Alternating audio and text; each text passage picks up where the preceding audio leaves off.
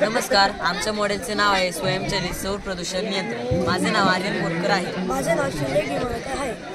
तर तुम्हाला माहितीच असेल की सध्या दिल्लीमध्ये, आपल्या भारतात दिल्लीमध्ये सर्वात जास्त प्रदूषण होते। याचे कारण असे की दिल्लीच्या शेजारी पंजाब, हरियाणा हे जे राज्य आहे त्याच्यामध्ये गहू जास्त प्रमाणात पिकवला जातो व या गव्हाची मळणी झाल्याच्या नंतर हे गवत जाळले जाते व त्या धुरातून निघणारे छोटे छोटे कार्बन पार्टिकल्स हे दिल्ली या शहराकडे जातात व त्यामुळे दिल्लीकडे खूप प्रमाणात प्रदूषण होते। ते सुद्धा आम्ही कमी करण्याचा छोटासा प्रयत्न केला आहे। तुम्ही बघितलंच असेल की रस्त्याच्या चौकामध्ये गाड्या जेव्हा सिग्नलपाशी थांबतात तर त्याच्यामध्ये इतक्या प्रमाणात धूर निघतो, म्हणजे त्याच्यामध्ये carbon monoxide, sulphur dioxide, nitrogen dioxide यासारखे विषारी वायू असतात।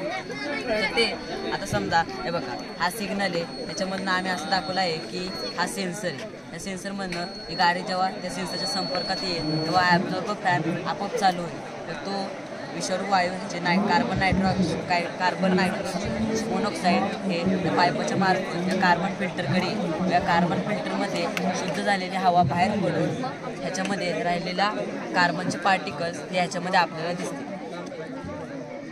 हे बघा, हा कार्बन तयार झालेला आहे, ह्याच्यामध्ये आपल्याला दिसतोय हा कार्बन। तसंच या फॅक्टरीचं सुद्धा आहे।